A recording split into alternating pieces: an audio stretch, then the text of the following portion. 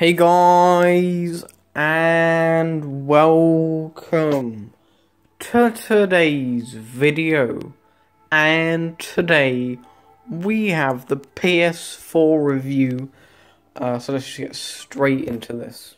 Okay guys, so I'm going to start with the controller. Now this is a camouflaged controller, and well, like I've got camouflage on right now. I don't know why. But it's nice with the controller to have like a bit of freedom from. Well, if we have a look in here, well, this is a PS3 controller. But it's just plain black, and black is a bit not really colourful, really, and it's to have like camouflage is something a bit different. But the controller itself, so of course we have the four directional buttons. It isn't really a D-pad. Actually, if you just look, there is a slight bit where it is not connected at all, but it's like they're close, so it's kind of a D-pad, but not really. But when you have your thumb in here, it's like something to put your thumb into, so it's kind of good. So of course you have your share button, so if you're gaming and you want to make a video, like I make my videos by pressing the share button twice, then it goes into the settings, and then you can browse through the settings and then find it and then make a YouTube video out of it. I don't know if you want to do that. But you don't have to. You can just watch the video for a reason, I don't know. Or you can have a screenshot of something like amazing that in Fortnite, Victory Royale, you can have a screenshot of that, so that's nice. Of course, we've got the thumbstick. The thumbsticks are level, which is something I like. If we have a look at Nintendo's kind of controllers in like Xbox, you've got this is here, and then this is there. I don't know why. It's a bit weird. But with Nintendo, I do appreciate the fact that it's like that, because with the Joy-Cons, I know this isn't a Nintendo Switch review. If you want to see that, then obviously go check that video out. But anyway, we have a touch bar here. That is interesting. So if you like a keyboard, you have something to scroll along. I don't use that. I just use this to go along and up and down and everything. You can use that. You can also use the thumbsticks. You can go through the menus and that. This doesn't do anything there. But it's so for in games, this would be like if you're driving a car for Project Cars 2, that is the steering, and then this is looking round the car, so you can see the entire car. With something like Gran Turismo Sport, you can't do that, but I am going to make a Gran Turismo Sport review video, I think. Maybe if you guys want to see that, then do comment. But this video is on the PS4 itself, not on the actual individual games. If you guys want a review on every single game that I have, then obviously you can comment. Obviously we have the famous 4X, square, triangle and circle. We've also got the options button. It's get rid of that. And then you got the two top buttons that are for well, racing games, so for changing gear.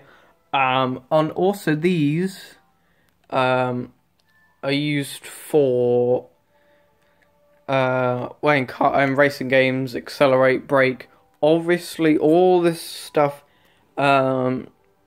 If you go into a game and you go into the settings, you can change what each individual button does. So if you want X to be your accelerating button, then you can do that. And it's nice to have that freedom of that. But something I don't like about the controller is the light bar. Now, for people who play the PS4 once every month, if you've got like a full-time job, then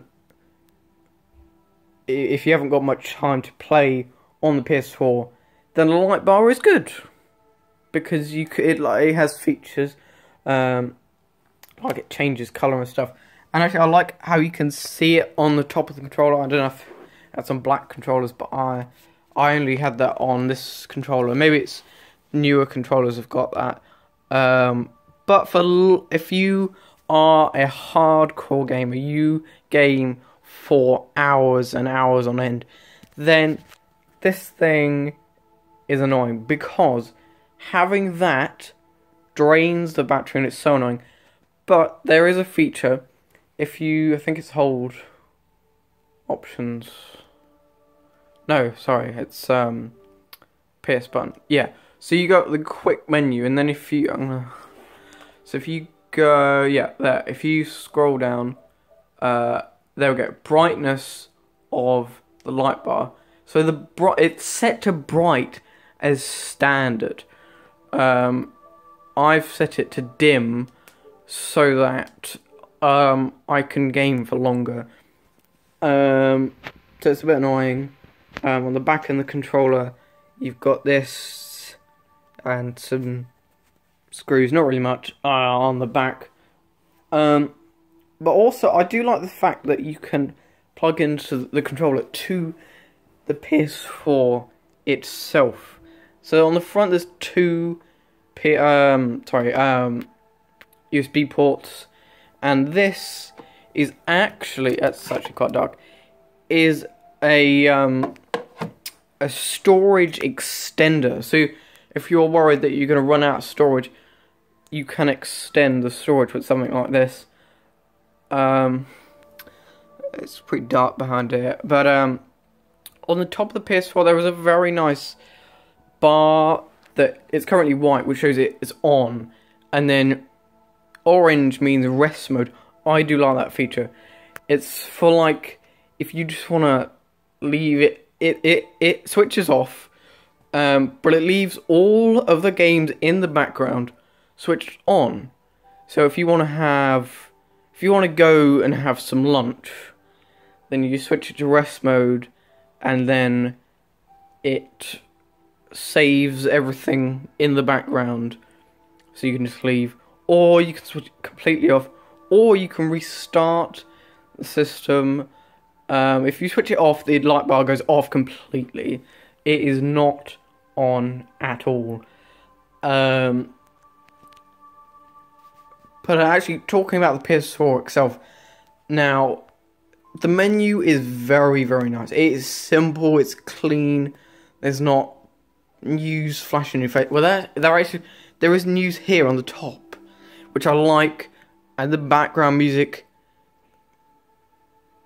It's not the best background music I've ever heard in my whole life, but it sounds pretty good. At least there is some background music, sorry, because on the Nintendo Switch there is nothing, absolutely nothing. All there is if you go into a game, if you press A and then you go into a game, there's like a noise. But I like that there's background music on this. But I like the menu. It's clean, it's fresh. You got PS4 news, I think, and then all of your games. But there is limited space. So if I grab the controller and then scroll all the way along, you have library. Now this has everything, every single app that you have, and it is unlimited. So you can have as many games as you want. I'm gonna get rid of some of that stuff, which is a bit like not for kids and stuff. But I mean, you got the time. That actually, I'm gonna block that. Oh, you guys can see my dad's name, which is annoying. Never mind. I'm done with it. So let's have a look at the top. So we have notifications, and then PlayStation Plus. So you can buy it for like, and then you get like games for like really low prices, but you do have to pay for that. So if I had a PS4, I would rather not get PlayStation Plus and then just pay for games that I actually want, because there are sometimes games that I think are pointless. You got communities, events, messages, so you can message people, and then you've got party, you've got profile, and then you've got trophies. Actually, I've got quite a lot of trophies. But you've also got settings and then power, so you can do that. But if you just press that little tiny little slot, I know it's not too big, but if you press it, the PS4 will go into rest mode. This, if you press this, you get a disc. This is Project Cars 2. But of course, we're going here. You can have obviously like other games. Having not digital games helps with the storage, but I've obviously got an extended storage device, so that helps. With the Switch, you've got micro SD cards to increase the storage. Now, this video isn't over yet, because there is other stuff that you can buy, such as this. Now, this is pretty nice feature, which is the PlayStation. I think PlayStation camera. I think it's called. Not really sure. It's actually a bit dusty on. Anyway, what this does is, say you're sitting down on the sofa, and then you have your controller, and then you look up, and then you have the light bar, and then your face.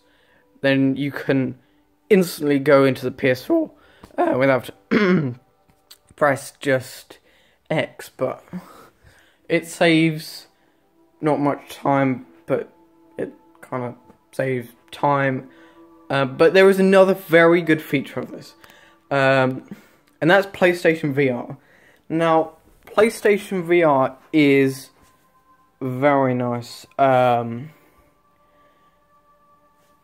If you can hear, it's a proper VR headset. It's not like cheap. It's one of like the best VR headsets that you can buy. Now, you've also got these, which are, people have been talking about rip-offs from the Nintendo Wii controllers, but with the PlayStation 3 you could use them on the PlayStation 3, and there's some rubbish sports games that you could play, and then they were rubbish, and knockoffs of Nintendo stuff. But with the PlayStation VR, they are very, very useful. So if we look at a game like Job Simulator, for example, you can use the trigger buttons on the back of the controller to pick up items and stuff, and it's nice. So you can like pick up like a mouse, for example. You can hold it. You can have if you got two, it's like hands. And also super hot VR. You can pick up weapons and stuff that I'm not really talking about. And it's like you can do that. But PlayStation VR is nice. You've also got this little kind of, it's like a mini PlayStation 4 Pro, which I didn't buy because I've spent so much time on the PS4 that if I bought a Pro, it wouldn't be worth getting. But if you haven't got a PS4 and you're looking to get a PS4 Slim or Pro, then I would get a Slim or a Pro, because the Slim takes up less space and the Pro is a lot better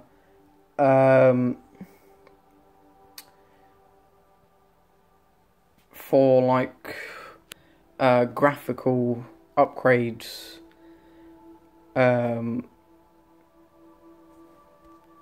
So if you guys wanted something portable, I mean, you obviously can't take a PS4 out into the garden, but there is a Vita. Now, I am not going to review the Vita in this video. I'll make another video, maybe if you guys want to see, about the Vita, a review video on that. So I've actually got I've got this pencil case, and I've decided to use it as kind of like a case because it fits. I just want to say that. But yeah, I mean, PlayStation 4 VR is good. So yeah, that is the end of the video. I hope you enjoyed. Remember to subscribe and like the video, and I will see you in the next video. Bye.